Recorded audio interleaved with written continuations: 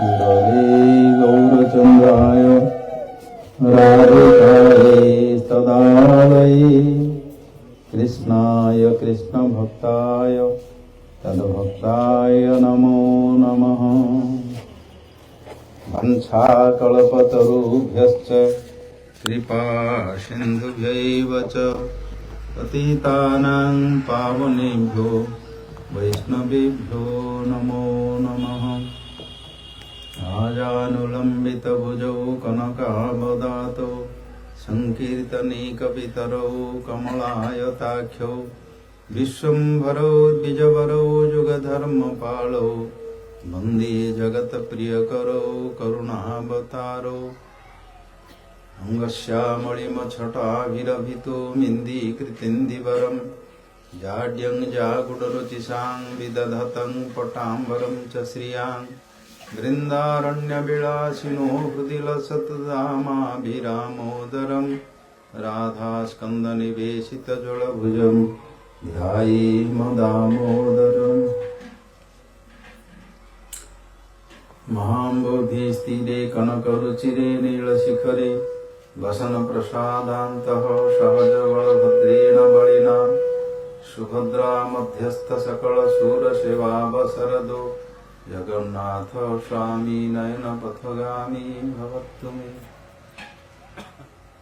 जय रूप सनातन भट्ट रघुनाथ श्रीजीव गोपाल भट्टदास रघुनाथ एछय गोसाई करी चरणे बंदन जहा हईते विघ्ननाश अभीष्टपूरण। नारायणं नमस्कृत्य नरं चैव नरोत्तमं देवीं सरस्वतीं व्यासं ततो जयमुदीरयेत्।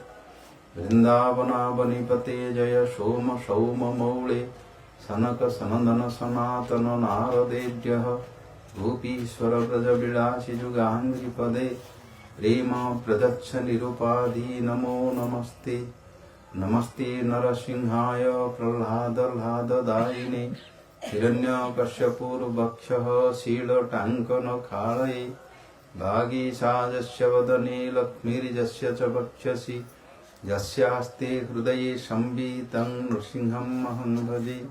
श्रीकृष्ण चैतन्य प्रभु नित्यानंद श्री अद्वैत गदाधर श्रीवासादि गौर भक्तवृंद। हरे कृष्ण कृष्ण कृष्ण हरे हरे हरे राम राम राम हरे हरे।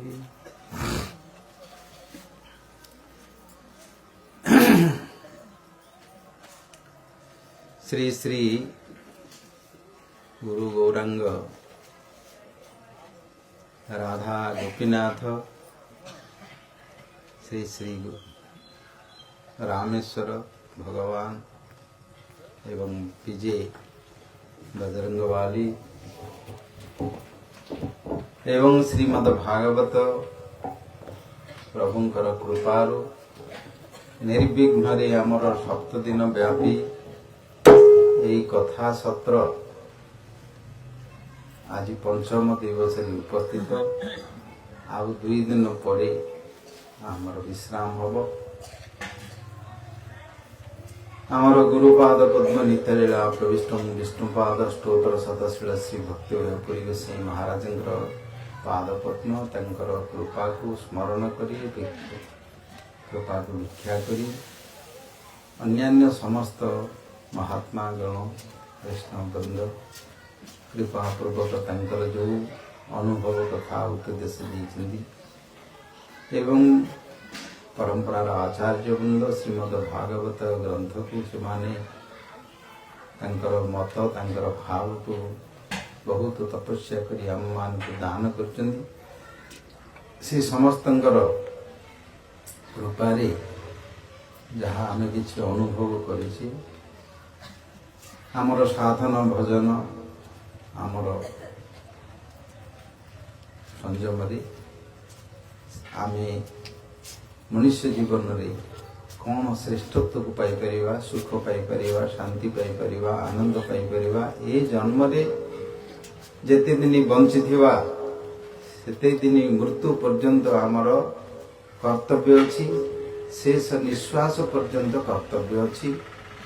शेष निश्वास जो बंद हम नाटिका जो बंद हम पुणी आमर आउ गोटे यात्रा बंद नहीं मरीगले भावुंट शेष होगा ना भागवत मरीगले शेष ना आउ गोटे नुआ आरंभ हम नुआ जीवन गोटे आरंभ हम आउ थे जन्म हम आउ थे जाइए किए बापा हम किए माँ हम किए आउ थे कौ घरे जन्म हम कौटे आउ थे जाइए कौन कर जमी आम जन्म होजे पूर्वर थिले एबे कौटे जाणी तो आम जन्म ही बापा किए हम माँ हम कौ गाँव जन्म हवा कौ कूल जन्म हवा केमती आमर देह रला हम कि गोरा हम कि डेंगा हम कि बांगरा हम किए जानी किए जाना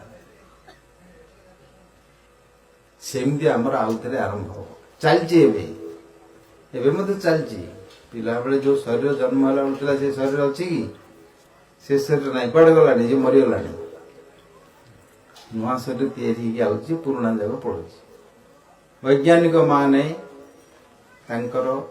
रिसर्च करी कहते 7 वर्ष पर ये शरीर परिपूर्ण भाव संपूर्ण परिवर्तन हो जाए गोटे सेल्स आउ नुआ रहे पुराणा रहे 7 वर्ष समय भितर तार संपूर्ण शरीर परिवर्तन हो जाए धीरे धीरे धीरे धीरे परिवर्तन होची आमे अनुभव करि पारने आम अनुभव करि पारने बुढ़ा हेली भेंडा हेली पिला हेलु पिला बेले एमती थी बुढ़ा हेले एमती भेंडा बेले थी सब मन पकाउे देखुचे केमती होची आमे कोन जानि पाउचे केमती होची आमको जना नहीं कालर बसरे दिन राति परिवर्तन हो चलती शेष मृत्यु अवस्था को जीव मृत्यु शरीरटा मृत्यु हम किंतु मनर मरण नाई बुद्धिर मरण नाई आमर सुख दुख काम क्रोध लोभ ए जगार मरण नाई आत्मार तो मरण नाई केवल शरीरटा परिवर्तन एवं मत शरीरटा परिवर्तन हो पिला शरीर बुढ़ा शरीर गुंडा शरीर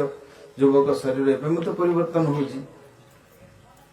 सेमती स्वप्न देखिले जमी आमर शरीर नथिले आमे देखुचे शुणुचे खाऊचे भय होउची शोक होउची सुख होउची दुख होउची सेमती तार मृत्यु परे तार कर्म नहीं आम जाऊे आकु मनरे सबुबले रखियो ताहेले तमर मन आ इयाड़ सियाड़े जीवनी संसार भितर पाप कर्म करिया जीवनी ये सब मद निशा खाइबा झगड़ा करवा क्रोधित होगा अशांति करने जीवन कहीं यहाँ सब क्षणस्थायी टेम्पररी से अनुभव हम बुद्धदेवंकर जीवन भितर आम पढ़ीचे से राजकुमार थिले तांकर गोटे दिन गले सारथी को रथरे बसिक जाउछन्ती देखिले जड़े शव जाऊँ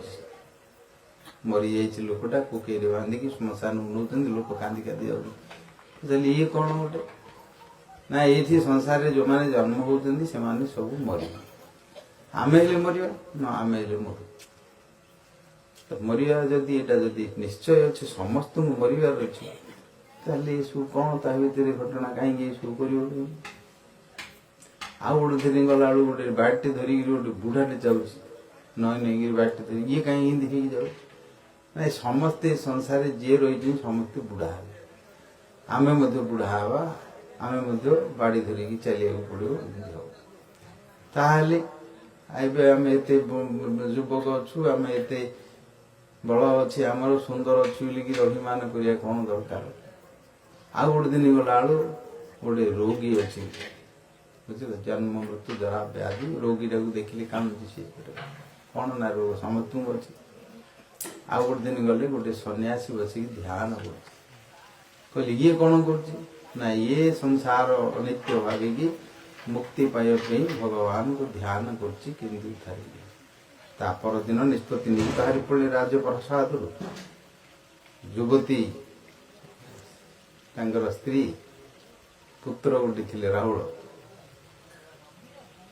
से दिन किंतु राज्य सिंहासन छाड़ दी से बुद्ध धर्म है विषय अच्छे पढ़ी आम तो सब बुढ़ा देखुचे सब तो लोक मारियार मरियार देखुचे ସବୁବେଳେ ତ ଆମେ ମାନେ ଲୋକମାନଙ୍କୁ ଦେଖୁଛି କାହିଁ ଗୋଟେ ଗୋଟେ ବୈରାଗୀ ଆଉଛି କାହିଁକି ଆସୁଛନ୍ତି ଆମେ କେମିତି ଆହୁରି କେମିତି ସେ ମରଲା ବେଳକୁ ଯିବ ମରିକିରି ପୋଡ଼ି ସାରିଲା ତୋର ଭୋଜିରେ କେମିତି ଭଲ ହବ ନାହିଁ ବୋଲି ଝଗଡ଼ା ଲାଗିଯିବେ ତା ନାଇଁ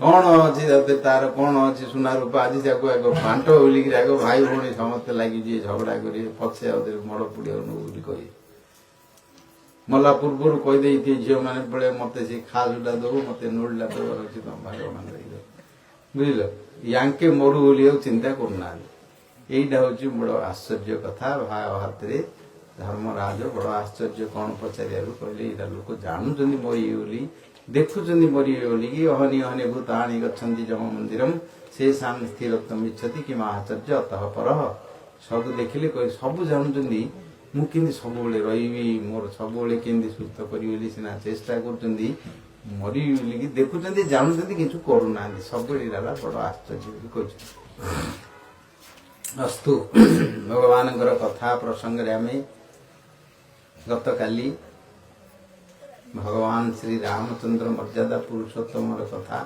ଶ୍ରୀମଦ ଭାଗବତ ନବମ ସ୍କନ୍ଧରେ ବର୍ଣ୍ଣନା ଅଛି ରାମାୟଣ କଥା ସବୁଥିରେ ଅଛି ମହାଭାରତରେ ଅଛି ସବୁ ପୁରାଣରେ ମଧ୍ୟ ଅଛି ଆଉ ସ୍ୱତନ୍ତ୍ର ରାମାୟଣ ତ ଗୋଟିଏ ଲେଖା ଅଛି ବାଲ୍ମୀକି ଲେଖିଛନ୍ତି ବ୍ୟାସଦେବ ବି ଲେଖିଛନ୍ତି ମାର୍କଣ୍ଡେୟ ପୁରାଣରେ ମାର୍କଣ୍ଡେୟ ରାମାୟଣ କଥା କହିଛନ୍ତି ଅନେକ ରାମଙ୍କର ଚରିତ୍ର କଥା ସବୁଠି ଅଛି ଭଗବାନ ତିଆରି କରିଛନ୍ତି ଯେତେବେଳେ ଯେତେବେଳେ ଆବଶ୍ୟକ ହେଉଛି ଆସୁଛନ୍ତି ରକ୍ଷା କରୁଛନ୍ତି ଲୀଳା କରିକି ଯାଉଛନ୍ତି ଏ ବିଷୟରେ ତତ୍ତ୍ୱ କଥା ଆଲୋଚନା କରିଥିଲେ ଭଗବାନ ଆସିକିରି ମଣିଷ ଭଳିଆ କାହିଁକି କାନ୍ଦୁଛନ୍ତି କାହିଁକି ଯୁଦ୍ଧ କରୁଛନ୍ତି ମାରୁଛନ୍ତି ଏସବୁ କାହିଁକି କରୁଛନ୍ତି ତାଙ୍କର କଣ ଦରକାର ମାରିଦେବା ତ ତାଙ୍କେ ମାରିଦେବେ ଇଚ୍ଛା କଲେ ବ୍ରହ୍ମାଣ୍ଡଟାକୁ ତିଆରି କରିଦେବେ କିନ୍ତୁ ଆସି କାନ୍ଦିବା ବୁଲିବା ଆମ ମାନଙ୍କର ଭଳିଆ ପିଲା ହଉଛନ୍ତି ବଡ ହଉଛନ୍ତି ବୁଢା ହଉଛନ୍ତି ଏସବୁ କାହିଁକି କରୁଛନ୍ତି ଏ ବିଷୟରେ ଆମେ ଆଲୋଚନା କଲେ ଏଇଟି ଭଗବାନଙ୍କର କୃପା ଭଗବାନ କୃପା କରି ସିଏ ମଣିଷ ମାନଙ୍କ ପାଖରେ ଗୋଟେ ଚରିତ୍ର ତିଆରି କରୁଛନ୍ତି লীলা চরিত্র ତିଆରି କରୁଛନ୍ତି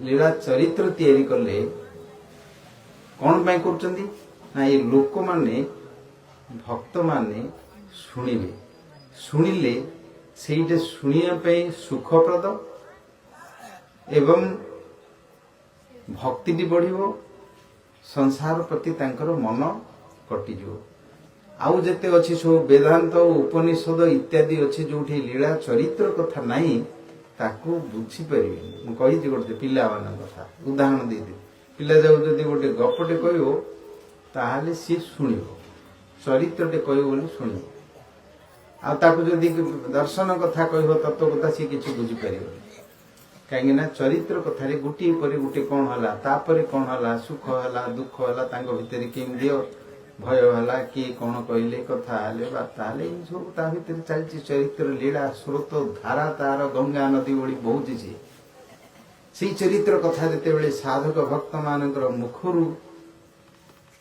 ସେ ଯେତେବେଳେ ତାଙ୍କର ଅନୁଭବ ଦେଇକି ଆସେ ଭକ୍ତ ମାନଙ୍କ ହୃଦୟରେ ପ୍ରବେଶ କରି ହୃଦୟକୁ ଧୋଇ ଦିଏ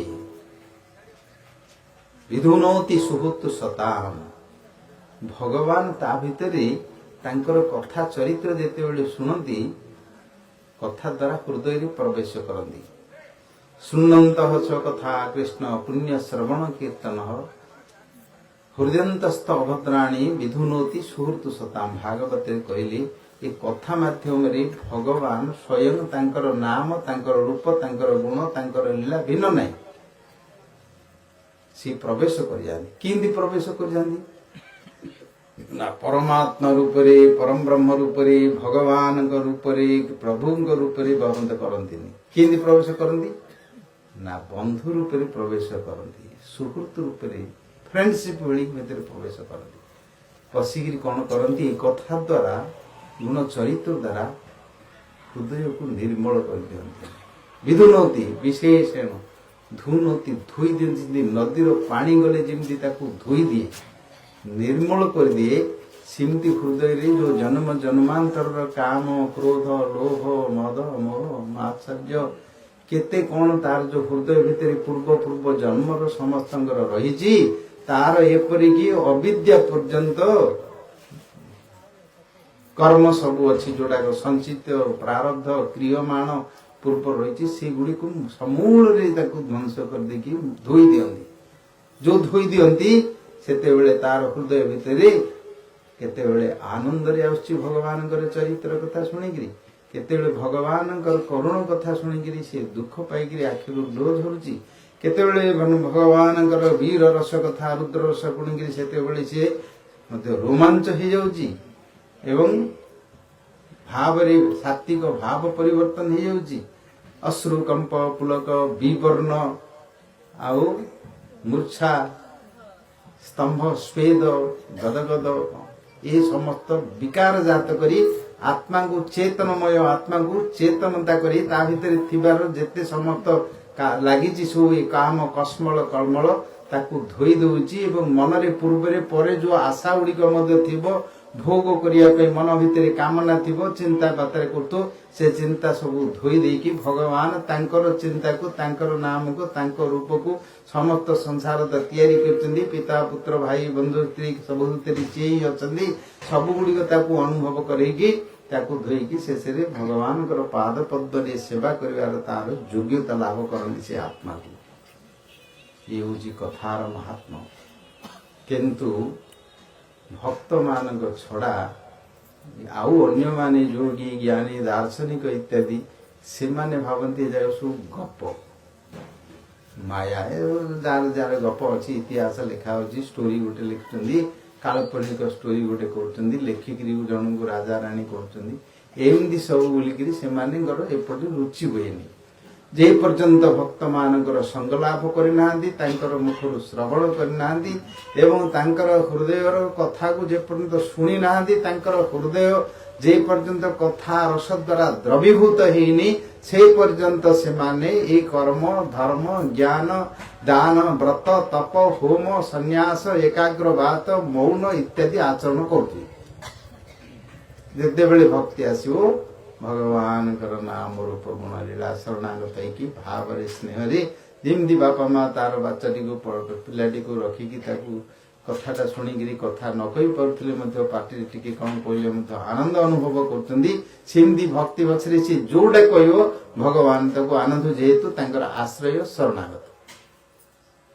ଉଲ୍ଟି ଚଳେ ମାଛଲି ଚଳେ ବହିଯାଏ ଗଜରାଜ। ଗୋଟିଏ ଉଦାହରଣ ଅଛି, ବନ୍ୟା ଯେତେବେଳେ ହବ ପାଣି ସବୁ ପର୍ବତରୁ କୁଆଡୁ କୁଆଡୁ ସବୁ ବର୍ଷା ହେବାର ନଦୀକି ଆସିବ, ନଦୀରେ ସେଠୁ ବନ୍ୟା ହବ, ବନ୍ୟା ହେଲେ ସବୁ ଭସେଇକି ନେଇଯିବ କାଠ ପଥର ଗଛ ପତ୍ର, ହାତୀ ମଧ୍ୟ ପୋଡ଼ ବାହାରିଛି। କିନ୍ତୁ ଛୋଟିଆ ମାଛଟେ ତା ଭିତରେ ଯିଏ ଥିବ ସେ ବନ୍ୟାରେ କିନ୍ତୁ ତାକୁ କଷ୍ଟ ଅଛି କି? ସେ ଖେଳୁଥିବ, ଉପରକୁ ଯାଉଥିବ ତଳକୁ ଯାଉଥିବ, ବନ୍ୟାରେ ଡେଉଁଥିବ ଆଉଥିବ କରୁଥିବ, ତାକୁ କୌଣସି କଷ୍ଟ ନାହିଁ। କାହିଁକି ନା ସେ ପାଣିର ଆଶ୍ରୟ ଅଛି। ହାତୀ ହେଲେ ପଳେଇବ ଭାସିକିରି ମରିଯିବ ସିଏ, କିନ୍ତୁ ମାଛଟି ଆନନ୍ଦ ଉପଭୋଗ କରୁଥିବ। ସେମିତି ଯୋଉ କାଳ ଅଛି ଭଗବାନଙ୍କର ସମସ୍ତଙ୍କୁ ଅଣୁ ପରମାଣୁଠୁ ଆରମ୍ଭ କରି ସୂର୍ଯ୍ୟ ଚନ୍ଦ୍ରଠୁ ପୃଥିବୀକୁ ଜୀବ ମାନଙ୍କୁ ସମସ୍ତଙ୍କୁ ଦେବତା ମାନଙ୍କଠୁ ବ୍ରହ୍ମାଙ୍କଠୁ ଧରିକି ଯାହାଙ୍କୁ ସମସ୍ତ କାଳ ଚକ୍ରରେ ଘୁରଉଛି ସେ ବୁଲଉଛି, ସମସ୍ତେ ତା ଭିତରେ ବୁଲୁଛନ୍ତି, ତାର କାଳ ସ୍ରୋତରେ ସମସ୍ତେ ଚାଲିଛନ୍ତି। ଯୋଉମାନେ ଭଗବାନଙ୍କର ଶରଣାଗତ ହେଇଯିବେ ସେ କାଳ ସ୍ରୋତରେ ତାଙ୍କେ ଆଉ କଷ୍ଟ ପାଇବେନି, ଦୁଃଖ ପାଇବେନି, ବରଂ ସେଇଥିରେ ଭଗବାନଙ୍କର ନାମ କୀର୍ତ୍ତନ ଇତ୍ୟାଦି କରିକି ଆନନ୍ଦ ଉପଲବ୍ଧ କରି ଡେଇଁକି ବନ୍ୟା ଜଳରେ ମାଛ ଯେମିତି ଆନନ୍ଦ ଉପଭୋଗ କଲେ ଭକ୍ତମାନେ ତାଙ୍କର ମଧ୍ୟ ଆନନ୍ଦ ଅନୁଭବ କରନ୍ତି। କଥାର ଆଶ୍ରୟର ଶରଣାଗତର ଭକ୍ତିର ମହାତ୍ମ୍ୟ ହଉଛି ଏହା। ଶରଣାଗତ ନହେଲେ ପାଇପାରିବେନି ସେଇଠି ଶରଣାଗତ ଅହଙ୍କାର ଅଭିମାନ ଟିକେ ଛାଡିବା ସହଜ ନାହିଁ।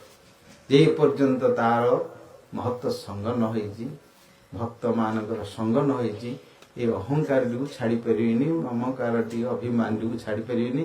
ସେ ଚକ୍ର ଭିତରେ କାଳ ଚକ୍ର ଭିତରେ ବୁଲୁଥିବେ, ଏ ଅହଙ୍କାରଟି ହଉଛି ତାର ମୂଳ।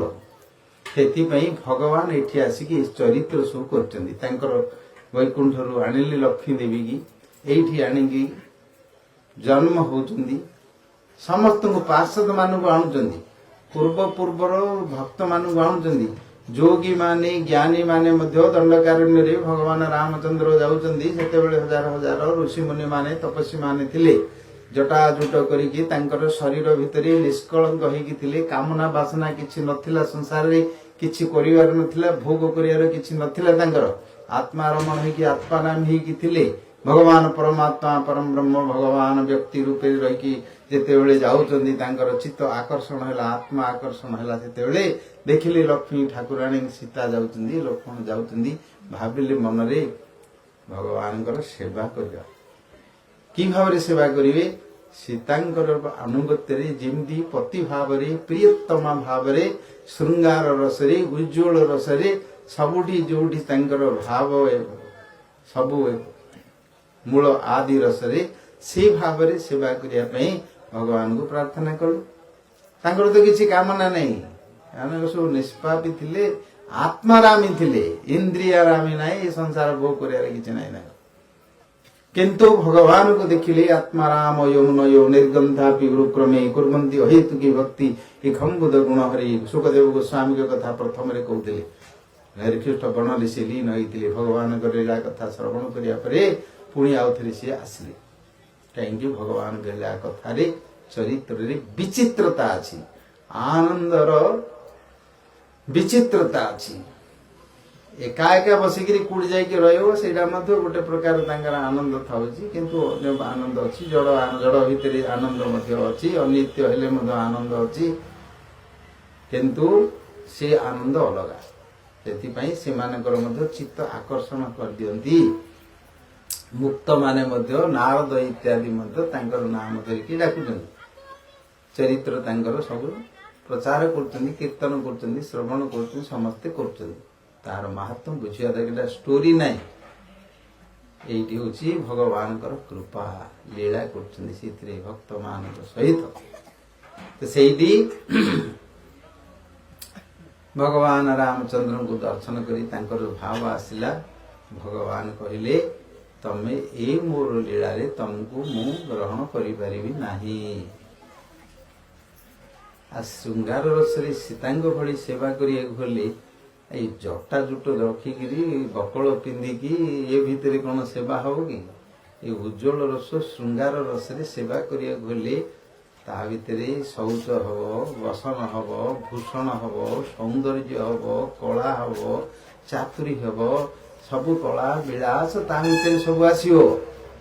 ସେଇଥିରେ ସେ ରସଟା ସେଇଠି ଆନନ୍ଦ ଅନୁଭବ ହବ।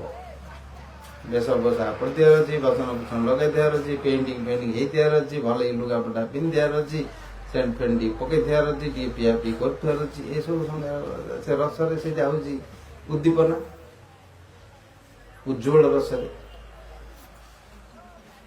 ଅନ୍ୟ ଅନ୍ୟ ରସ, ବୈରାଗ୍ୟ ରସ, ବୈରାଗ୍ୟ ଯାହାର ଥିବ ଉପାସନା କଲେ ସେଇଠି ବୈରାଗ୍ୟରେ ସେମାନଙ୍କର ଏସବୁ ଲୁଗାପଟା କିଛି ଦରକାର ନାହିଁ। ସେଇଠି ସେମାନେ ସମସ୍ତେ ନିର୍ବେଦ ଉପସ୍ଥିତ ହବ।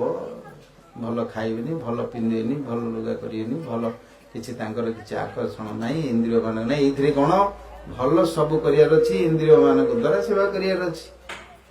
ସର୍ବଶ୍ରେଷ୍ଠ ଆଦି ରସ ଭଗବାନ ଲୀଳା ସୃଷ୍ଟି କଲେ ଯେତେବେଳେ ତାଙ୍କର ପ୍ରକୃତିକୁ, ହୃଦୟରୁ ଅନ୍ତରଙ୍ଗା ଶକ୍ତିକୁ ଅଲଗା କଲେ, ବାମ ଅଙ୍ଗରୁ ବ୍ରହ୍ମବୈତ ପ୍ରଣାଳୀ ରାଧାଙ୍କୁ ପ୍ରକଟ କଲେ। ପ୍ରଥମ ଦିନ ମୁଁ କହିଥିଲି ରାଧାଙ୍କ ପାଖରୁ ସବୁ ଲକ୍ଷ୍ମୀ ମାନେ ଗୋପୀ ମାନଙ୍କୁ ଆରମ୍ଭ ଆସିଲେ। ରାସଲୀଳା ଗୋଲୋକରେ ରାସ ମଣ୍ଡପ କରି ରାସଲୀଳା ଆରମ୍ଭ କଲେ ଭଗବାନ। ତାପରେ ମହାବିଷ୍ଣୁ ଆସିଲେ, ତାପରେ ନାରାୟଣଙ୍କ ପାଖରେ ଲକ୍ଷ୍ମୀ ଆସିଲେ, ତାପରେ ସମସ୍ତେ ତିଆରି ବ୍ରହ୍ମା ବିଷ୍ଣୁ ମହେଶ୍ୱରଠୁ ଇତ୍ୟାଦି ଆସିକି ସୃଷ୍ଟି ତିଆରି ହେଲା। ଏବେ ମଧ୍ୟ ଯୋଉଠି ଯାହା ସୃଷ୍ଟି ହଉଛନ୍ତି ତା ଭିତରେ ସୁଖ ଦୁଃଖ ଯାହା ହଉଛନ୍ତି, ପ୍ରକୃତି ପୁରୁଷ ସ୍ତ୍ରୀ ପୁରୁଷ ମିଶିକି ସମସ୍ତଙ୍କର ଏଇ ସଂସାର ଚାଲିଛି। ବୃକ୍ଷଲତାରେ ମଧ୍ୟ ସେଇଟା ହଉଛି। ଫୁଲଟେ ଆସିଲେ ମଧ୍ୟ ଗୋଟେ ମାଇ ଫୁଲଟେ ହଉଛି, ଗୋଟେ ଅଣ୍ଡା ଫୁଲଟେ ହଉଛି, ନହେଲେ ଫଳ ଧରିବ। ଆମର ମାୟାପୁରରେ ଗୋଟେ ଥର କଟିକି ପୋଟଳ ଲଗେଇଥିଲେ, ଗଛ ଯାକ ସବୁ ବହୁତ ବଢିଲା, ମାଳି ଯାଇଛି, ସବୁ ଫୁଲ ଯାକ ଭରି ହେଇଛି, ଫଳ ଗୋଟେ ନାହିଁ। ମୁଁ ଆସିଲି ଆସି ଦେଖିଲି କ'ଣ ହେଇଛି ଯାଇ ସବୁ ଅସୁବିଧା କ'ଣ ହେଲା ଗଛ ଫଳେଇଛି ଗୋଟେ ଫଳରେ ନାହିଁ କିଛି ନାହିଁ। ସିଏ କହିଲା ନା ଆମେ ତ ସବୁ ତ ଠିକ୍ ଚାଲିଛି ଅଛି ତ ଗଛ ହେଉଛି ଫଳ ହେଉନି। ମୁଁ କହିଲି ଜଣକୁ ଡାକ ଯାଇକି କିଏ ଚାଷୀ ଥିବେ ଯେଉଁମାନେ କରୁଛନ୍ତି ତାଙ୍କୁ ପଚାର ବୁଝିଲେ। ସେଇ ଗାଁରୁ ଜଣେ ଥିଲା ତାକୁ ଡାକିଲି, ସିଏ ଆଇଲା ଆଇକି ଦେଖିଲା କହିଲା ଏଇଠି ସବୁ ଯାକ ମାଇ ଫୁଲ ଯାକ ଅଣ୍ଡାର ଫୁଲ ଗୋଟେ ହେଲେ ନାହିଁ, ସେଥିପାଇଁ ଫଳ ଧରୁନି। କ'ଣ କରିବ ବୋଲେ କହିଲା ଆମର ବାଡ଼କୁ ଆସ ତମେ ତାଙ୍କେ ଜାଣିଦେଇ ଭାଇ ଫୁଲ ଗୋଟେ ଅଣ୍ଡାର ଫୁଲ ଗୋଟେ। ସେ କହିଲା ଯେ ଫୁଲ ନିଅ ନେଇକି ତାଙ୍କେ ସବୁ ଲଗେଇ ଦିଅ ତାଙ୍କେ। ସେ ଗଲା ଜାଣିକିରି ରାତିରୁ ଭୋର ଯାଇ ଲଗେଇଦେଲା, ଏକାଥରେ ଫଳ ଯାକ ଭରି ହେଇଗଲା। ସବୁଥିରେ ପୁରୁଷ ସ୍ତ୍ରୀଙ୍କର ସଂଯୋଗ ଇତ୍ୟାଦି ଚାଲିଛି, ତା ଭିତରେ ଆନନ୍ଦ ଲୀଳା ଆଉ କ'ଣ। ତାହିଁରେ ଏକା ଦୁଃଖ, ତାହିଁରେ ଏକା ସୁଖ, ତାହିଁରେ ଜନ୍ମ, ତାହିଁରେ ମୃତ୍ୟୁ, ତାହିଁରେ ଆନନ୍ଦ, ତାହିଁରେ ସୁଖ। ଲୀଳା ଭଗବାନଙ୍କର ପ୍ରକୃତି ରୂପରେ ଅବ୍ୟକ୍ତ ରୂପେ ରହିଛନ୍ତି, ବ୍ୟକ୍ତ ରୂପରେ ଶରୀରରେ ମଧ୍ୟ ରହିଛନ୍ତି। ଏଇ ଯୋଉ ଲୀଳା କଥା କହିଛନ୍ତି ଆକୁ ମାୟା ବୋଲିକିରି କୁହାଯାଇଛି, କାହିଁକି ନା ଏଇଟା ଠିକ ସତ୍ୟରେ ତିଆରି ହେଇନି। ଆତ୍ମା ଯିଏ ଅଛି ସିଏ ସ୍ତ୍ରୀ ନାହିଁ ପୁରୁଷ ନାହିଁ, ସିଏ ଆଉ ଗୋଟେ ତତ୍ତ୍ୱ, ଚୈତନ୍ୟମୟ ତତ୍ତ୍ୱ। କିନ୍ତୁ ସ୍ତ୍ରୀ ପୁରୁଷ ମାନଙ୍କର ଶରୀର କେତେ ଅଛନ୍ତି, କାହାର ସ୍ତ୍ରୀ ଭଳିଆ ଶରୀରଟା ହେଇଥାଉଛି, ତାର ଆକୃତି ବିକାର କାମ ଗୁଡାକ ଭିତରେ ସବୁ ପୁରୁଷ ଭଳିଆ ଥାଉଛି, ଆଉ କେତେଟା ପୁରୁଷ ଭଳିଆ ଦେହଟା ହେଇଥାଉଛି, କିନ୍ତୁ ଭିତରେ ସବୁ ଯାକ ସ୍ତ୍ରୀ ମାନଙ୍କ ଭଳିଆ ହେଇଥାଉଛି। ଆଜିକାଲି ତ ଡାକ୍ତର ମାନଙ୍କ ପାଖକୁ ଯାଇକିରି ମଧ୍ୟ କେତେ ଚେଞ୍ଜ କରିଦଉଛନ୍ତି ହରମୋନ ଫରମୋନ ଦେଇକିରି ସବୁ। ଏବେ କଳି ଯୁଗରେ ସେ ଯାକ ବି କହୁଛି, କିନ୍ତୁ ଆକୁ ନେଇକିରି ହିଁ ସମସ୍ତେ ବଞ୍ଚିକିରି ରହିଛନ୍ତି ଏବଂ ସମସ୍ତେ ଆନନ୍ଦ ପାଉଛନ୍ତି, ସଂସାର କରୁଛନ୍ତି, ତା ଭିତରେ ମୋହିତ ହେଇକିରି ପଡିକି ରହିଛନ୍ତି। ମୁକ୍ତି ପାଇବାକୁ ହେଲେ ଆ ଭିତରେ ଭଗବାନଙ୍କୁ ଜାଣିବା ଦରକାର। ଯିଏ ସୃଷ୍ଟି କରିଛନ୍ତି, ଯିଏ ସ୍ତ୍ରୀ ରୂପରେ ରହିଛନ୍ତି, ପୁରୁଷ ରୂପରେ ରହିଛନ୍ତି, ପ୍ରକୃତି ରୂପରେ ରହିଛନ୍ତି, ପୁରୁଷ ରୂପରେ ରହିଛନ୍ତି, ସିଏ ହିଁ ମାତା ରୂପରେ, ପିତା ରୂପରେ, ପୁତ୍ର ରୂପରେ, କନ୍ୟା ରୂପରେ, ଏ ସବୁ ଭିତରେ ସିଏ ରହିକି ଏସବୁ ଲୀଳା କରୁଛନ୍ତି। ଆମର କେବଳ ଶରୀରଟାକୁ ନେଇକିରି ଅଭିମାନରେ କରୁଛେ, ସେଇଟା ହଉଛି ଆମ ମାନଙ୍କର ଅଜ୍ଞାନର କାରଣ। ଭଗବତ ଗୀତାରେ ପ୍ରଥମରେ ସେ ତାକୁ ଅଲଗା କରିଦେଲେ ଭଗବାନ, ତାକୁ କହିଲେ ଏଇଟା ଗୋଟେ ବସ୍ତ୍ର, ଏଇଟା ଗୋଟେ ଡ୍ରେସ୍। ପୂର୍ବର କାମନା ଅନୁସାରେ ତାକୁ ବସ୍ତ୍ର ତାକୁ ଗୋଟେ ମିଳିଛି, ସେ ବସ୍ତ୍ରଟା ଯେତେବେଳେ ପୁରୁଣା ହେଇଯାଉଛି ତାକୁ ଛାଡିକି ନୂଆ ବସ୍ତ୍ରଟି ସେ ତାକୁ ଧରୁଛି। ଆତ୍ମା ଏଇ ପ୍ରକାର ତାର ଦେହ ଦେଇ ଭେଦରେ ପରିବର୍ତ୍ତନ ହଉଛି। ସେଥିପାଇଁ ଶୋକ କରିବା ଦରକାର ନାହିଁ, କି ମରୁନି କି ମରିବନି, କାହାର ମୃତ୍ୟୁ ନାହିଁ ତାର ଆତ୍ମାରେ, ଏଇ କଥା ବୁଝେଇଲେ। ଅସ୍ତୁ ତାହେଲେ ଏଇ ଯୋଉ ଲୀଳା କରୁଛନ୍ତି ଏ ଭିତରେ ପଡିକି ରହିଛନ୍ତି, ଭଗବାନଙ୍କର ଇଏ ହଉଛି ଲୀଳା ଚରିତ୍ର ଅଛି। ଭଗବାନଙ୍କୁ ଜାଣିପାରିବା ଦରକାର। ଭଗବାନ ଲୀଳା କରିଛନ୍ତି ଆସିକି କାହିଁକି କରିଛନ୍ତି ନା ଏ ଯାକ ଶୁଣିଲେ ଲୋକମାନେ ଶୁଣିବା ପାଇଁ ରୁଚି, ଶୁଣିବା ପାଇଁ ତାଙ୍କୁ ଇଣ୍ଟରେଷ୍ଟ ଲାଗିବ। ଏବେ ରାମାୟଣ ଗୋଟେ ଥିଏଟର ଲାଗିଥିବ ବୋଲି ଲୋକ ଯାକ ଦେଖିଦେଲି। ଯେତେବେଳେ ରାବଣ ପଳେଇଲା ତାକୁ ଗାଡ଼ି କରି ପକଉଛନ୍ତି, ଏଠି ପଳେଇଲାଣି ବୋଲିକି ଗାଡ଼ି କରି ନାଇଁ କି, ସେ ତାଙ୍କୁ ଧରି ପଳେଇଲା, କାନ୍ଦି ପକଉଛି। କୃଷ୍ଣ ଲୀଳାରେ କୃଷ୍ଣ କାଳିଅ ଦଳରେ ପଡ଼ିଗଲି, ସବୁ ବସି କାନ୍ଦୁଥିବେ, ସବୁ ସେ କାନ୍ଦୁଥିବେ, ଦଶଟା କାନ୍ଦୁଥିବେ, ଆମେ ମଧ୍ୟ କାନ୍ଦୁଛୁ। ସେ ଲୀଳା ଭିତରେ ତାଙ୍କର ଭାବ ଦ୍ୱାରା ଅଭିନିବେଶ ହେଇଯାଆନ୍ତି ଏବଂ ସେଇ ତା ଦ୍ୱାରା ହିଁ ଏମାନଙ୍କର ସବୁ ମନ ତାଙ୍କର ଭଗବତ ଦିଗକୁ ଯାଏ। ବେଶୀ ଦର୍ଶନ କିଛି ଦରକାର ନାହିଁ, ଫିଲୋସଫି ଦରକାର ନାହିଁ, ସାଂଖ୍ୟ ଦର୍ଶନ ଦରକାର ନାହିଁ, ନ୍ୟାୟ ଦର୍ଶନ ଏଗୁଡିକ ଜ୍ଞାନର ଯୋଗର କିଛି ଦରକାର ନାହିଁ। ଭକ୍ତି ଭାବର ପ୍ରଭାବ ସେଇଠି ସ୍ୱତଃ ସେଇଟା ହେଇଯାଏ। ଅସ୍ତୁ ଭଗବାନ ଏଇଠି ଲୀଳା କରି କଣ କଣ କରିଛନ୍ତି, ଭଗବାନଙ୍କର ଲୀଳା। ସେଇଦିନ ଟିକେ ରାମାୟଣ କଥା ଶୁଣିଲ, ଟିକେ କାଲି କଥା ହେଲେ, ଟିକେ ସାର ସ୍ୱରୂପ ତତ୍ତ୍ୱ କଥା ଆମେ ଆଲୋଚନା କରୁଛେ ସମୟ ସଂକ୍ଷେପ ଭିତରେ। ଭଗବାନ ମଧ୍ୟ ଅପବାଦ ପାଇଁ ଏ ସଂସାରରେ ବଡ ସବୁଠୁ ଦୁଃଖ ହଉଛି ସମ୍ମାନିତ ବ୍ୟକ୍ତି ମାନଙ୍କ ପାଖରେ ଅସମ୍ମାନ କରିକି କହିବା କଥା। ଏ କଥା ହଉଛି ମଣିଷ ମାନଙ୍କର ଗୋଟିଏ ବଡ ଶକ୍ତିଶାଳୀ ଏବଂ ପ୍ରଭାବଶାଳୀ ଏବଂ ହୃଦୟକୁ ମର୍ମ ପର୍ଯ୍ୟନ୍ତ ଯାଇକରି ତାକୁ ପହଞ୍ଚେଇ ଦବ ଏବଂ ତାଙ୍କୁ ଦୁଃଖ ଦବ ଏବଂ ସୁଖ ଦବ, କି ଯାହା ହଉଛି।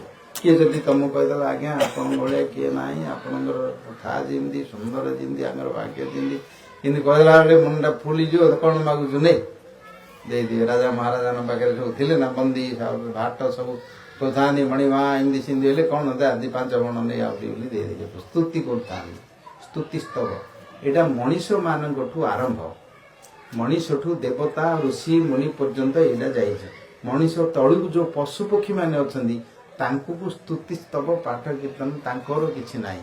ଗୋଟେ କୁକୁରଟାକୁ ମାଙ୍କୁ ଆସିବ ତାକୁ କହିବ ଆଜ୍ଞା ତମେ ବଡ଼ କରିବାର ରହିଛନ୍ତି ତମକୁ ଦଣ୍ଡବତ ପ୍ରଣାମ କରୁଛି ବୋଲି କହିବ ବୋଲି ତମକୁ ଆଶୀର୍ବାଦ କରିବ ନା ତମକୁ କଣ ଆଣିଦେବ। ମାଙ୍କୁଟାକୁ ବାଇଗଣଟେ ଦେଲି ସେ ଖାଇକି ଆନନ୍ଦରେ ଯିବ ସିଏ। ଆଉ ଫୁଲମାଳଟେ ଦେବି ସୁନା ହାରଟେ ଦେବି କୁକୁରଟାକୁ ରଖିଥିବ ମୁଁ କୁକୁରଟାକୁ ଆଣିକିରି ଭଲ ପାଉଛି ବୋଲିକିରି ଗୋଟେ ହୀରା ଲୀଳାର ମୋତି ମାଳ ଗୋଟେ କିଣିକି ଆଣି ତାକୁ ଗଳାରେ ତାକୁ ପକେଇବ ସିଏ କଣ ତମକୁ ଆଶୀର୍ବାଦ କରିବ ନା ତମକୁ ଭଲ ପାଇବ ସିଏ ତାଙ୍କର ଏ ସ୍ତୁତି ସ୍ତବ ଆଉ ବଚନର ଯୋଉ ତାର ଯୋଉ ସମ୍ମାନ ରହିଛି କଥାର ତାଙ୍କର ସେଇଠି ନାହିଁ। ମଣିଷଠୁ ଏଇଟା ଆରମ୍ଭ। ଯେତେ ମଣିଷ ମାନି ଅଛନ୍ତି ସମ୍ମାନିତ ଅଛନ୍ତି ତାଙ୍କର ସେତେ ସେମାନେ ସବୁ ପ୍ରିୟ ବଚନ ଦ୍ୱାରା ହିଁ। ସର୍ବେ ଚଳିବେ କାଳ ବଳେ କଥା ରହିବ ମହିତଳେ। ଅମର ହେଇକିରି ସିଏ ରଖିବ ତାକୁ କଥା। ମଣିଷ ଭିତରେ ଯାହା ଶରୀର ଭିତରୁ ବାହାରୁଛି ସବୁ ଯାକ ଅସାର।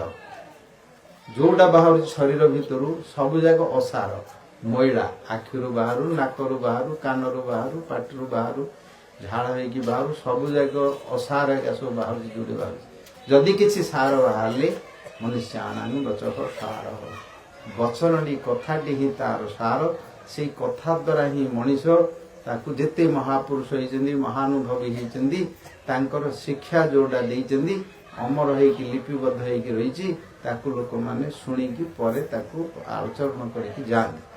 ଏବେ ଆମେ ଭାଗବତ କଥା ଶୁଣୁଛେ ପ୍ରହ୍ଲାଦଙ୍କର ଶିକ୍ଷା ଚରିତ୍ର କଥା ଉଦ୍ଧବଙ୍କର କଥା ନାରଦଙ୍କ କଥା ଶିକ୍ଷା ସେ ଜାଗ ସବୁ ତାଙ୍କର ଚରିତ୍ରରେ ଶିଖେଇଛନ୍ତି କଥା ସବୁ ବଚନ ସବୁ ତାଙ୍କର ଉପଦେଶ ସବୁ ସେଗୁଡ଼ିକ ଶୁଣିକିରି ସବୁ କରିକି ଯାଉଛି। ମଣିଷ ମାନଙ୍କର ଏଇଠି ଅଛି ଯେତେ ମାନି ଲୋକ ଅଛନ୍ତି ତାଙ୍କର ମାନ ଅଛି। ଅପମାନଟା ତାଙ୍କୁ ବଡ଼ ଦୁଃଖ ଲାଗେ ଅନ୍ତରକୁ ତାକୁ କଷ୍ଟ ଲାଗିବ। ଘରମାନଙ୍କ ଭିତରେ ମଧ୍ୟ ଦେଖିବ ବେଶୀ ଝଗଡ଼ା ହୁଅନ୍ତି କଥାରେ ଏକା ମତେ କାହିଁକି ଏମିତି କହିଲା ବୋଲିକି ରାଗଟା ଆସିବ ତାଙ୍କର। କାହିଁକି ମତେ ଏମିତି କହିଲା ତୁ କୁକୁରଟା ବୋଲି କହିଦେଲା ମତେ ମାରା ବୋଲି କହିଦେଲା। ମା ପିଲାଟାକୁ କହିଥାଉଛି ମା କୁକୁରଟା ତୁ କୁକୁରଟା ତୁ କେତେ ଗାଳି କରିଥାଉଛି ତାକୁ କିଛି ଲାଗୁନି। ବଡ଼ ହେଇଗଲେ ଯଦି କଣ କହିଦେଲା ବୋଲେ ରାଗରୁ ରାଗ ପଳାଇବ। କାହିଁକି ନା ତାଙ୍କର ଅଭିମାନ ପଳେଇ ଆସେ ସମ୍ମାନ ମାନ ଆସେ ସେଇଟା ଅହଙ୍କାର ଭିତରୁ ଆସେ। ସେଇଥିରେ ହିଁ ସମସ୍ତେ ବାନ୍ଧିକିରି ଲୋକମାନେ ପଡ଼ିଛନ୍ତି। ମାନ ଅପମାନ ତୁଲ୍ୟ ତୁଲ୍ୟ ମିତ୍ର ଆରି ପକ୍ଷେୟ ଶୀତୋଷ୍ଣ ସୁଖ ଦୁଃଖେଷୁ ସମସ୍ତଙ୍କ ବିପରୀତ ଗୀତାରେ କହିଲେ ଏ ମାନ ଅପମାନକୁ ସମାନ ଭାବିବ। କେମିତି ସମାନ ଭାବିବ? ଜଣେ ଗାଳି କରୁଥିବ ସମାନ କରିପାରିବ? ଯେତେ ରାମାୟଣ ମହାଭାରତ ହେଇଛି ଲୀଳା ହେଇଛି କଥା ଦ୍ୱାରା ହିଁ ସବୁ ହେଉଛି। ଘରେ ଭାଙ୍ଗୁଛନ୍ତି ଯେତେ ମାଡ଼ଗୋଳ ହଉଛନ୍ତି ଯେତେ ସବୁ ଯାକ କଥା ଦ୍ୱାରା ହିଁ ହୁଅନ୍ତି। ଖାଇବାଟାକୁ ହୁଅନ୍ତି। ଖାଇବା ପାଇଁ କୁକୁର ବିଲେଇ ଶିଖୁଥିବେ। କୁକୁରଟି ଥିବ ତାର ମା ପୁଅ ଭାଇ ବନ୍ଧୁ ଏକାଠି ଥିବେ ଯଦି କିଏ ଗୋଟେ ଖାଇବାକୁ ଦେଇଦେବ ବୋଲେ ଚୋବା ଚୋବି ହେଇଯିବେ ତାଙ୍କ ଭିତରେ ଆଗେ ତାଙ୍କର ଏ ପ୍ରୀତି ଫୀତି ରହିବ। କିନ୍ତୁ ମଣିଷ ମାନଙ୍କ ପାଖରେ ସମ୍ମାନିତ ବ୍ୟକ୍ତି ମାନଙ୍କ ପାଖରେ ଅସମ୍ମାନ କଲେ ସେଇଟା ମୃତ୍ୟୁଠୁ ଆହୁରି ଅଧିକ ବୋଲି କହିଲେ। ସମ୍ଭାବିତ କୀର୍ତ୍ତି ମରଣାଦ ଅତିରିଚ୍ୟତି ଗୀତାରେ ଅର୍ଜୁନକୁ ଭଗବାନ କହିଲେ। ମରଣ ଅପେକ୍ଷା ଆହୁରି ସିଏ ତାକୁ ଆହୁରି କଷ୍ଟକର ହବ। ମରିଗଲେ ତ ସିଏ କ୍ଷଣକରେ ଶେଷ ହେଇଯିବ କିନ୍ତୁ ଇଏ ମରିବା ପରେ ମଧ୍ୟ ତାକୁ ଆହୁରି କଷ୍ଟ ଦବ। ମୃତ୍ୟୁ ଅପେକ୍ଷା କଷ୍ଟ ଦବ। ସେଥିପାଇଁ ଭଗବାନ ରାମଚନ୍ଦ୍ର ଏତେ ବଡ଼ ଜାଣିକିରି ମଧ୍ୟ କଥାଟିକୁ ନିର୍ମଳ କରିବା ପାଇଁ ଏତେ ବଡ଼ ନିଷ୍ପତ୍ତି ନେଲେ। 12 ବର୍ଷ ପର୍ଯ୍ୟନ୍ତ ସୀତାଙ୍କୁ ଗର୍ଭ ଅବସ୍ଥାରେ ପଠେଇଦେଲେ। ପୁଣି ଆସିଲା ବେଳକୁ ତାଙ୍କ କଥାଟିକି ନିର୍ମଳ କଲେ ନିଷ୍କଳଙ୍କ କଲେ ଚରିତ୍ର ନିଷ୍କଳଙ୍କ କଲେ। କୃଷ୍ଣଙ୍କର ଚରିତ୍ରରେ ମଧ୍ୟ ଅଛି ଦ୍ୱାପରରେ ତାଙ୍କୁ ସମନ୍ତଙ୍କ ମଣିଟା ଚୋରି କରି ନେଇଗଲେ ବୋଲି କହିଲେ। ତା ପାଇଁ କେତେ ଗୋଟେ ଉପାଖ୍ୟାନ ସମନ୍ତକ ଉପାଖ୍ୟାନ ଗୋଟେ ଚରିତ୍ର କଥା ଅଛି। କିନ୍ତୁ ବୃନ୍ଦାବନରେ ଭଗବାନ ଯୋଉ ଲୀଳା କଲେ ପୁରୁଷ ଭଗବାନ ଏଠି ଏ ଅପମାନ ମାନ ଏ ଗାଳି ଗୁଲଜ ଏ ସମ୍ମାନ ଫମ୍ମାନ ଏ ଯାକୁ ସବୁ କଣ କଲେ ଜାଣିଛ? ଏ ସବୁ ଯାକୁ ଆଣିକିରି ପ୍ରେମ କରିଦେଲେ। ପ୍ରେମ ନାମାଦ୍ଭୁତାର୍ଥ। ଯୋଉଠି ପ୍ରେମ ଅଛି ସେଠି ଗାଳିଟା ମଧ୍ୟ ତାଙ୍କର ଆନନ୍ଦ ଦବ। ଘର ଭିତରେ ପତି ପତ୍ନୀ ଥିବେ ପ୍ରିୟା ପ୍ରିୟତମ ତାଙ୍କ ଭିତରେ ଗାଳି ଗଳା କରି ହଉଥିବେ। ତାଙ୍କ ଗାଳି ଗଳା କରି ହଉଥିବେ ହଁ ତୁ ଏମିତି ତୁ ଜାଣିନୁ ତୋର ଏମିତି ଜାଣିଛି କରୁଛୁ ବୋଲିକିରି ଆହୁରି ନ ଟିକେ ତାଙ୍କର ଭାବଟାକୁ ଆଉ ଟିକେ ବୃଦ୍ଧି ହଉଥିବ। ଝଗଡ଼ା ଝାଗଡ଼ି ମଧ୍ୟ କରନ୍ତି, ଝଗଡ଼ା କରନ୍ତି, ବାଡ଼ାବାଡ଼ି ମଧ୍ୟ ହୁଅନ୍ତି, ପିଟାପିଟି ମଧ୍ୟ ହୁଅନ୍ତି। ସେଥିରେ ପ୍ରେମଟା ତାଙ୍କର ଆହୁରି ବୃଦ୍ଧି ହୁଏ। ବୁଝିଲ, ଝଗଡ଼ା ଝଗଡ଼ି କରିବେ, କଥାବାର୍ତ୍ତା ହେବେନି, ଦିନେ 2 ଦିନ 3 ଦିନ ପଳେଇଲେ ଆଉ ମନଟା ସେଠୁ କେତେବେଳେ କଥାଟା ହବ ପରା କୁଆଡ଼େ ବୁଝିବ ପରା ବୋଲି ଛଟପଟ ହେଉଥିବେ। ଆଉ ଥରେ ଯଦି କେତେ ଦିନ ଉତ୍ତର ଯଦି କଥାଟା ହେଇଗଲା ଆଉ ଥରେ ନୂଆରେ ବିବାହ ଆଡ଼େ ତାଙ୍କୁ ଲାଗିବ। ବିରହଟା ହେଇଗଲା ପରେ ଆଉ ଥରେ ମିଳନଟା ହବ। ମିଳନ ହେଲେ ତାଙ୍କୁ ଆଉ ଥରେ ନୂଆରେ ଆଉ ଥରେ ରସଟା ଆଉ ଥରେ ଆରମ୍ଭ କରିବ। ଏ ତ ଲୀଳା ସବୁ ତିଆରି କରାହେଇଛି ସେଇ ଭିତରେ। ଆଉ ଘର ମାନଙ୍କରେ ଟିକେ ସିନ୍ଧି ନହେଲେ ଆଉ ସେ ରସ ଆସ୍ୱାଦନ ହଉଛି କେମିତି? ବିରହ ମିଳନ ନ ବିପ୍ରଲମ୍ଭ ଯୋଗେନ ସମ୍ଭୋଗ ପୁଷ୍ଣିମଶ୍ନୁତେ ସାହିତ୍ୟରେ ଏକଥା କହିଲେ। ବିରହ ନହେଲେ, ବିପ୍ରଲମ୍ଭ ନହେଲେ ସମ୍ଭୋଗର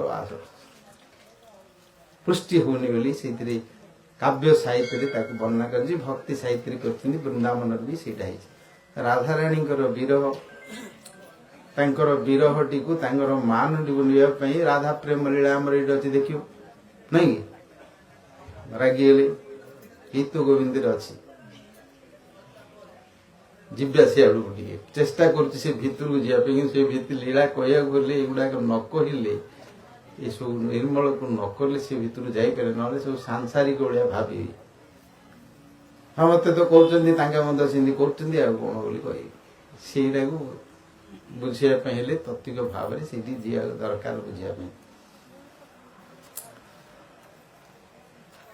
ରାଧା ପ୍ରେମ ଲୀଳା କଥା ଆମର ଗଞ୍ଜାମରେ, ଆମର ବିଶେଷ କରିକି ଓଡ଼ିଶାରେ ଶ୍ରୀ ଦେଖିବ ଜଗନ୍ନାଥଙ୍କର ଆମର ଅଛନ୍ତି ଇଷ୍ଟଦେବ।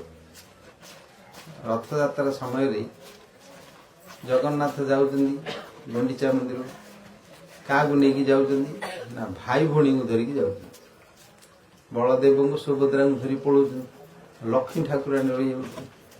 ତାଙ୍କୁ ସାଙ୍ଗରେ ଡାକୁନାହାନ୍ତି କି ତାଙ୍କୁ କହୁନାହାନ୍ତି ଯିବା କଥା। କାହିଁକି ନା ସେଇଠି ତାଙ୍କର ବୃନ୍ଦାବନର ଲୀଳା କରିବେ।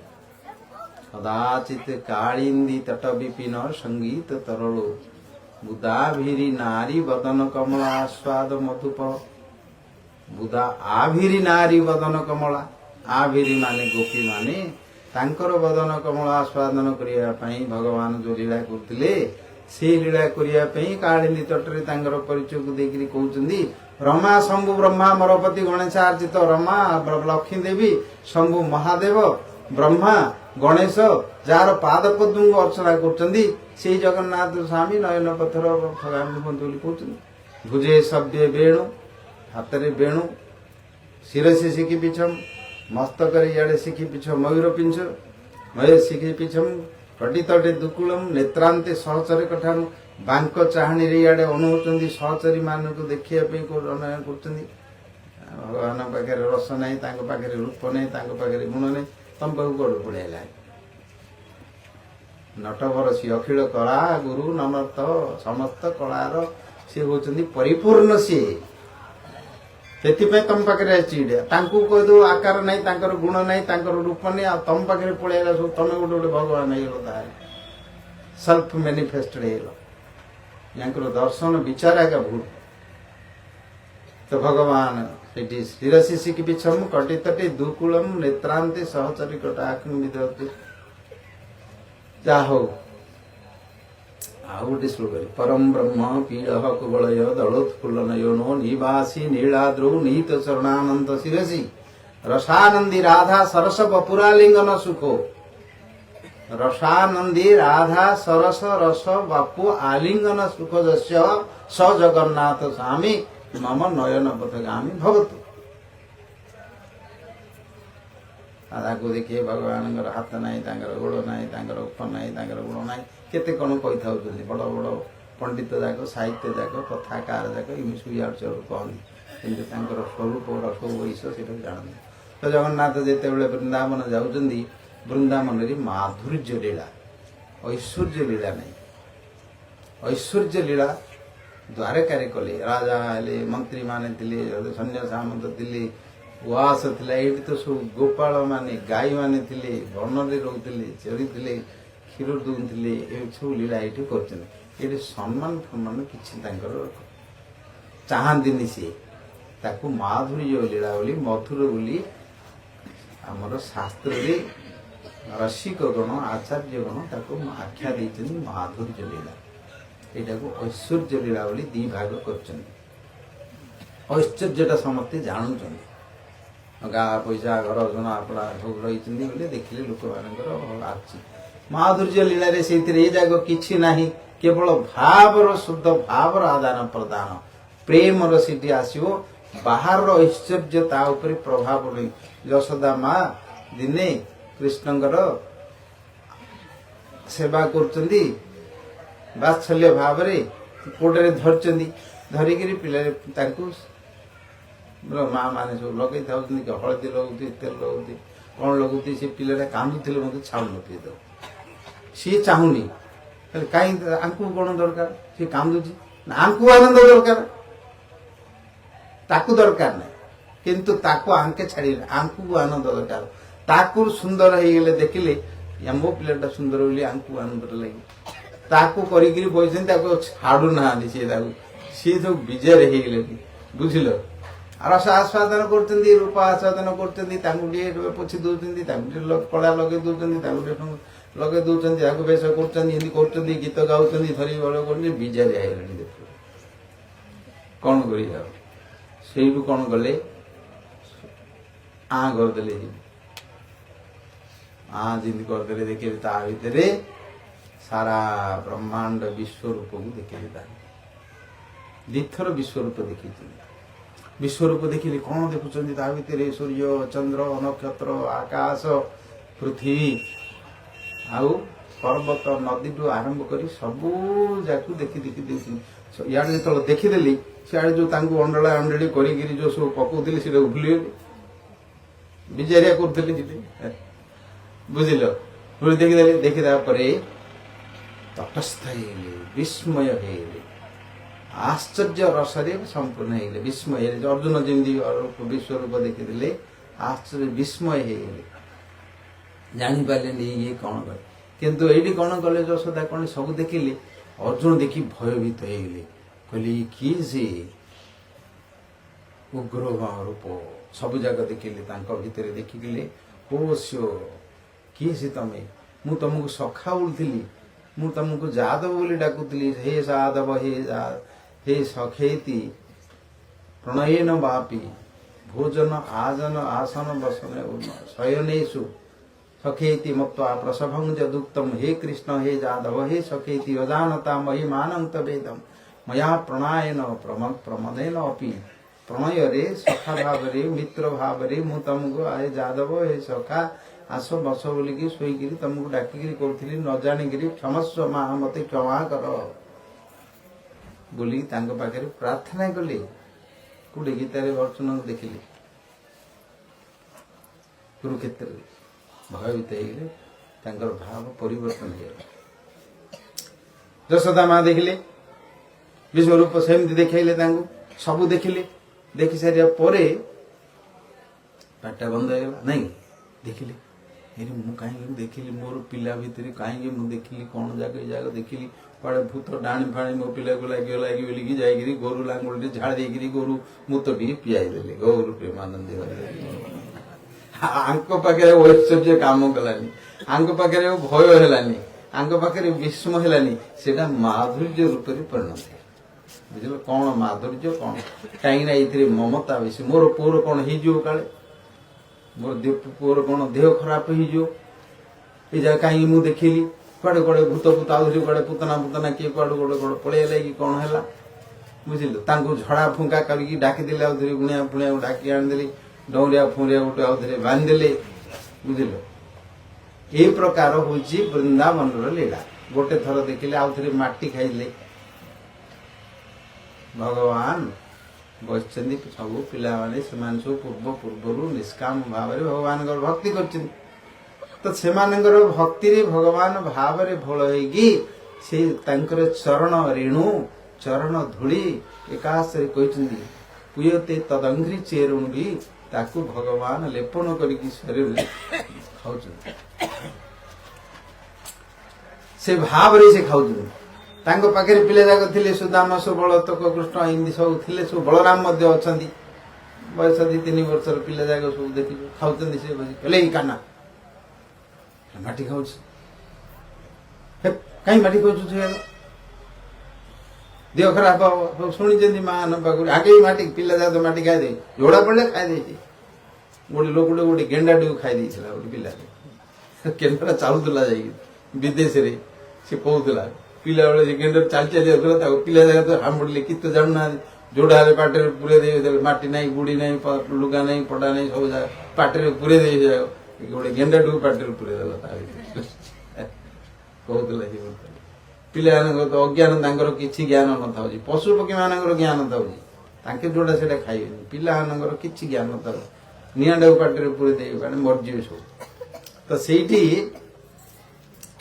भगवान तो भाव रे खाउछन सेठी प्रेम रे एमाने तो सब कहले कहीं खाऊ देह खराब हो हिंदी कहले सी आंक कथा शुणुना जाइए गाम गाम गिरी आखि बुझिकी साने प्रेम रे खाऊँ धरिकी देखीदे पिला जाक बंद करने कहले शुणुनी सी किसी क्या कथा शुणुनी करनी दौड़ दौड़ी गले पाखे खेलुते माँ को कहले माँ माँ तारी तले आस कामरा कहीं माटी जाक गाँव गाँव गिरी खाऊे आम कहले शुणुनी कौनी गले बलराम गले जाक कहले हाँ मुझे देखलु मत शुणुनी दौड़ दौड़ी आए पिलार देह खराब धरिकी आसले जी देखीदे माँ को देखीदे भाव परिवर्तन पड़ेगा तुम पड़े माटी फुटी हाथ पात पोछि दे तुम पड़ी बजी पड़े हे काना माटी खाऊ ना तो मुझे माटी खाई हाँ माटी खाऊ तू सब पिला जा कहते तू माटी खाऊ कहते मो सांगे खेल पारे हारीगले तुम पाखे जा मत माड़ खाया कही दौरान देख प्रेम रे मिथ्या कोड़ा सत्य कोड़ा नीति कोड़ा रीति कोड़ा भितर न्याय अन्याय विचार करो प्रेम रे सब जाक सामग्री होगी भितर मसला हो सब जाक सत्य मिथ्या सब जाक कर महान सब जाक पिला देखिले पोछापोछि कर दी पिला जाक पचार देखिए हाँ तू खाइलु खाऊ आम कहलु ना करूँ आम मिछ कथा कहीदे सब लगे पिला जाक सब लगे समस्त भी कहदे देखिले माँ हम सन्देह पड़े कौटा सत कौटा मिछ आई भितर कि जाने नाई शेष बलराम अच्छा बलराम बलराम खाऊला नहीं कहले हाँ खाऊले बलराम के मिछ कहे लक्षण सी अनंत देव सी ये कहबेनि मिछ तो बड़ भाई केबे मिछ कहबेनि विश्वास जाग बलराम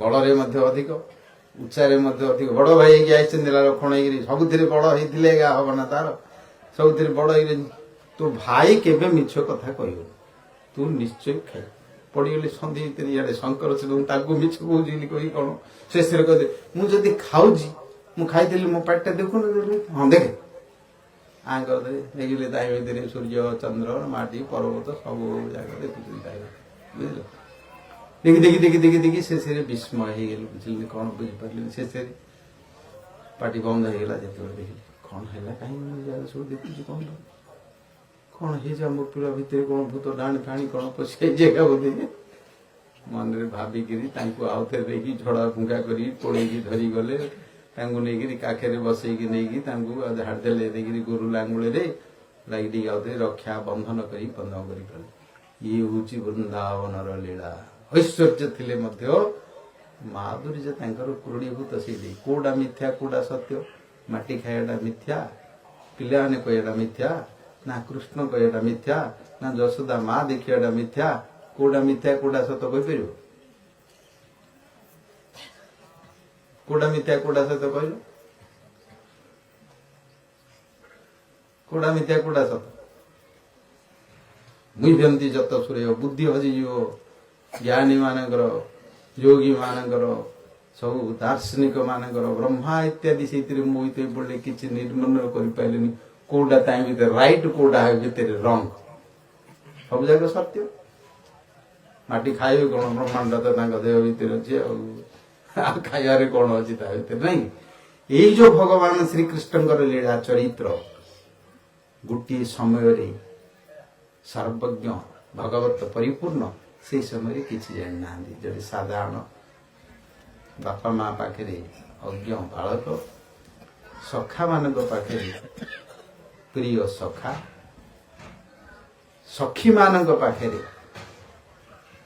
प्रियतम दास मानक पाखे प्रभु किंतु ऐश्वर्य नहीं वृंदावन लीलाटी ये जो वृंदावन लीलाटी करती भगवान तांकु जदि के आज्ञा आपण भगवान सहस्र शीर्षा पुरुष सहस्राक्ष पुरुष परम ब्रह्म परमात्मा भक्ता कहले तांकु भल नहीं से परमात्मा भक्ता किसी ना से आनंद नहीं से कौन कि चोर कड़े जाइलु आज आगे पशिलु वृंदावन बुढ़ी माने जो माने सब भल पाती क्या कौ रस भल पाती क्या हास्य रस नाती नातुणी थी अजा आई सब हास्य रस करती आम भितर अच्छी से गुड़ाक सब क्या भितर कौ रस कौ भाव तांकर से प्रकट हो आस्वादन कर कला साप कड़े जाइलु कौटी बुलूलु बोले मन आनंद कह जाए ब्रह्मांड अनंत कोटि ब्रह्मांड नाथ अमुक समूह कहले आनंद जाए ब्रह्मा कहले स्तुति देखियो अने ना नाटी से अनेक कथा तो अच्छी नाटी प्रसिद्ध थिला चोर कौन चोरी लीलाटी आरंभ कले से चोरी गोटे चोर बोली तुम कहीदेली तुमको केते बाधा लगे ना नहीं तो गोटे चोरटा बोली क्या गोटे कहीदे देखिए तुमको छाड़द मत चोर बोली कहला बढ़िया बढ़िया लगे गोटे चोरटा गोटे तो चोरीटा गोटे बोली कहीदेली तुम शुणद किंतु भगवान को से ब्रजे प्रसिद्धम नवनीत चोरम ब्रजे प्रसिद्धम ब्रजे प्रसिद्धम नवनीत चोरम ब्रजे प्रसिद्धम ब्रजांगनानां चदुकूल चोरम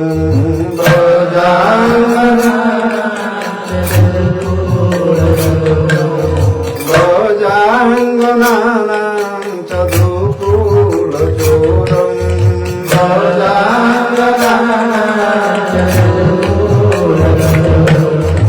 अनेक जन्मार्जित पाप चोरम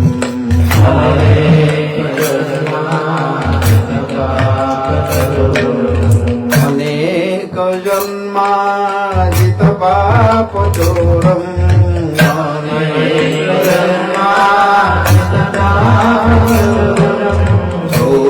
चोराग्रगण्यं पुरुषं नमामि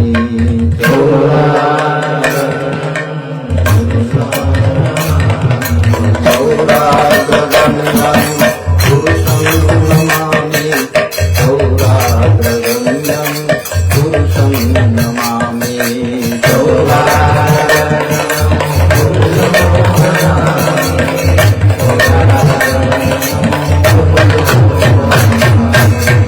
चोर सरदार भगवान की शुणिया को जिंदी आनंद कौतूहल एवं मधुर भगवान चोर सरदार बोली स्तुति कर रूप गोस्वामी महाप्रभु पार्षद स्तुति भागवत अच्छी भागवत छाड़ी कि ना भागवत कृष्ण जिते टे बुलिले पिलानंगर सांगे सब खेलिले खेलिकी विभिन्न प्रकार लीला खेल माने लीला खेल कले कौन करी ना माखन चोरी करिया बुझिले पहले माखन चोरी करिया माने तांकर तो गौड़ लोक से माने तांकर तो क्षीर फीर इत्यादि होची आउ कोन तांकर अछि सेटा तांकर व्यवसाय तांकर सब चोरी करी दही करिवे लहुणी करिवे घी करिवे बिक्री करिवे से बेश चलो अवश्य से लक्ष लक्ष गाई 9 लक्ष गाई नंद महाराज 12 लक्ष गाई वृषभानु महाराज लेखा अच्छे गर्ग संहितार जगह सब वर्णना अच्छे केते केते बड़ बड़ सब फार्म थिला जान से प्रकार सब थिला धन हूँ कौन ना गोधन गाई मान धन है तापर तांकर आदाय होची कौन घी दही छेना नथिला आग कली जुग छेनाटा काढ़ी गोटे शास्त्र छेना फेना जीव काटू नथिले सब पाप बोलते सब घी दही छेना माखन ए जाग सब थाए तो पिला सारे कौन करवा से गोटे खेलटे आरंभ कले सब पिला माने जिते सब गोपी माने समस्ते थिले कृष्ण को सब देखा आस परमात्मा भगवान परिपूर्ण नीलमणि सदृश सौंदर्य तांकर अधर रंग जमी नासाग्र जमी लोचन जमी केश जमी कलर वर्ण जमी चाली चलन ढंग जमी ये ना थिला चंचल बोली डाक ना टिके धीरे स्थिर बहनी बुझल आ माँ को तो रखे दिखती सांगे बलराम मिशिंदी भागवत लिखिले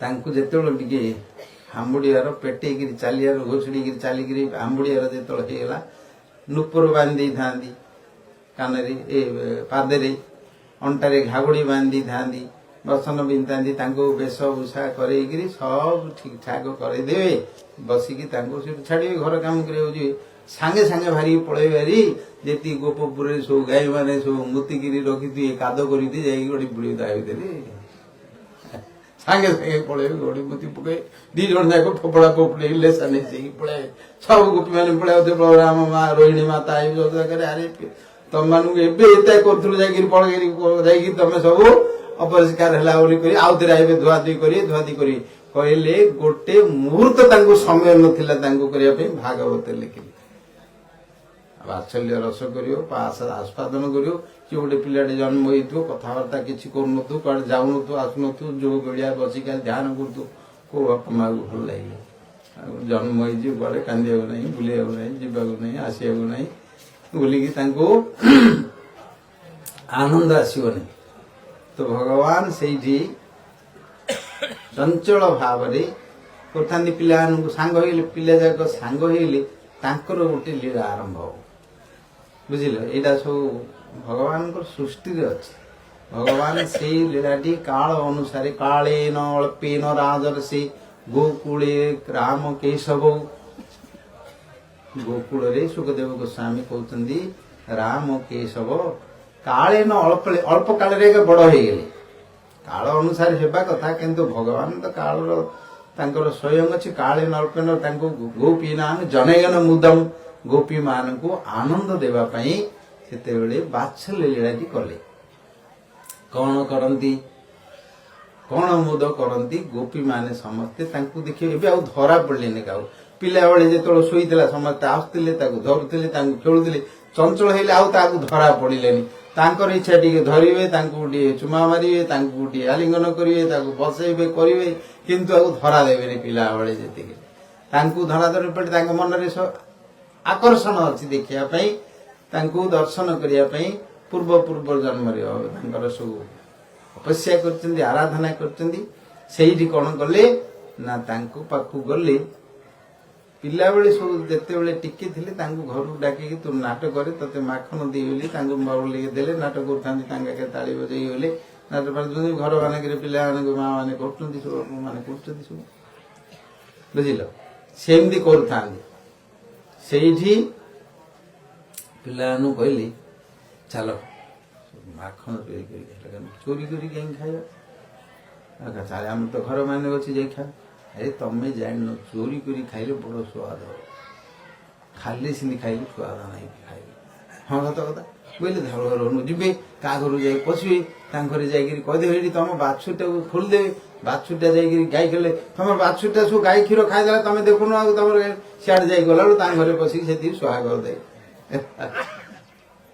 सांगे सब माकड़ मान सांग थे कुकुर थे शुआ सारी थे मयूर थे पूर्व पूर्वर द्वापर जुग त्रेता जुगर सब माकड़ जो मैंने हनुमान थे कि जाम्बवान थे कि जो मैंने समस्ते सुग्रीव थे गरुड़ थे जगह सब आसिक जन्म होती लीला सब आस्वादन करने तो सका उठे से कि प्रसाद देवे हाथ में प्रसाद खाइबे से माखन खाइबे भगवान को प्रसाद खाइबे से यशोदा माँ माकड़ बोली डाकुं मर्कट बंधु बोली डाकुता କାହିଁକି ନା ମାଙ୍କଡ ଇଏ ଗଲାବେଳକୁ ମଧ୍ୟ ବଣକୁ ଯେତେବେଳେ ଯିବେ ସବୁ ମାଙ୍କଡ ମାନେ ସବୁ ଗଛ ପତ୍ରରେ ଲାଗି ସବୁ ଯାଉଥାନ୍ତି ସାଙ୍ଗରେ, ବାଛୁରୀ ମାନେ ଯାଆନ୍ତି, ମାଙ୍କଡ ମାନେ ଯାଆନ୍ତି, ପିଲା ଯାକ ତାଙ୍କ ନାଙ୍ଗୁଡକୁ ଧରିକି ମଧ୍ୟ ସବୁ ଖେଳନ୍ତି। ଲେଖା ହେଇଛି ଭାଗବତ, ବୁଝିଲେ? ବିଚିତ୍ର ଲୀଳା କରନ୍ତି, ସେଠି ଖାଇଲେ ତାଙ୍କୁ ବି ପ୍ରସାଦ ଟିକେ ଟିକେ ମିଳେ, ସେଥିପାଇଁ ସେମାନେ ଥାଆନ୍ତି। ତାଙ୍କର ଚରିତ୍ର କଥା ମଧ୍ୟ ଅଛି। ତ ସେଇଠି ଘର ମାନକେ ଯାଇକିରି ଏସବୁ କରନ୍ତି, ଭାଙ୍ଗି ଦିଅନ୍ତି। ତାଙ୍କର କିଛି ନଥିବ ଯଦି ସେ ହାଣ୍ଡି ଯାକୁ ଦେଖିବେ, ନହେଲେ ଉପରେ ଥିବ ବୋଲି କଣା କରିଦେବି। ଜଣଙ୍କର କାନ୍ଧ ଉପରେ ଜଣେ ଚଢି ପଡ଼ି ଯାଇକି ସେଇଥିରୁ କାଢିକିରି କିଛି ନଥିଲେ ଭାଙ୍ଗିଦେବି। ପିଲା ଯାକ କିଏ ଶୋଇଥିବେ, ଛୋଟ ପିଲା ଯାକ କିଛି ନ ମିଳିଲା ତାଙ୍କ ଘରେ ବୋଇଲେ, ତୁ ତ କେତେ ଜନ୍ମ ତପସ୍ୟା କରିକିରି ଏବେ ଆଇଛୁ, ଶୋଇଛୁ କଣ ବୋଲି ଗାଣ୍ଡିଟାକୁ ତାର ଚିମୁଡ଼ି ଦେ।